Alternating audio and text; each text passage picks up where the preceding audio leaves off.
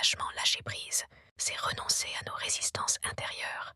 En général, quand les choses ne vont pas très bien, nous nous acharnons encore plus pour que rien ne change. Par exemple, votre compagnon veut aller vivre en province alors que vous venez de perdre votre emploi.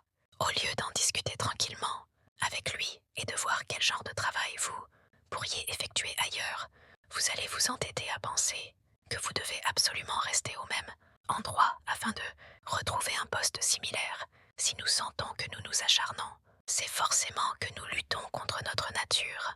L'effort que nous éprouvons indique que nous nous trompons. Nous faisons fausse route. Dieu ne sert à rien de se crisper sur la chose que nous voulons absolument conserver.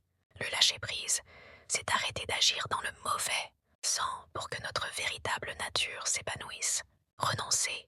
Le lâcher-prise est une technique ancienne qui fait partie de la sagesse orientale.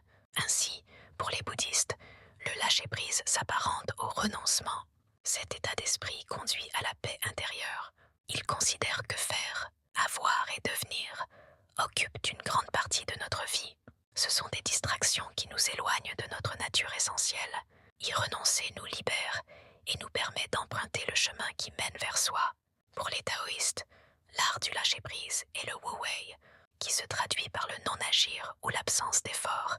Cela ne veut pas dire ne rien faire, mais plutôt œuvrer de façon juste, en accord avec une force qui nous dépasse. Lorsque l'attitude vraie est atteinte, une combinaison du vouloir et de l'intention, l'action peut se réaliser. C'est une démarche qui consiste à abandonner ce qui nous fait souffrir. Tant que nous résistons, le lâcher-prise ne peut s'effectuer. Moins nous avons de freins, plus il est facile de mettre en œuvre le lâcher-prise. Si nous réalisons que nous donnons de l'importance aux choses qui ne le méritent pas, nous avons fait un grand pas en direction du lâcher-prise. C'est en réalisant que la situation que nous vivons est indésirable que nous pouvons entreprendre de l'abandonner. Le lâcher-prise ne vient pas de l'extérieur, même si l'événement qui nous trouble se situe à l'extérieur de notre personne. C'est notre façon de le considérer qui est en jeu. Il nous faut modifier notre perception pour lâcher prise. La vie est un mouvement. Plus il y a vie, plus il y a flexibilité. Plus vous êtes fluide, plus vous êtes vivant. Un des principes du lâcher-prise est de prendre conscience que chaque chose, chaque être évolue sans cesse. Nous ne pouvons pas arrêter le temps. Chaque personne change.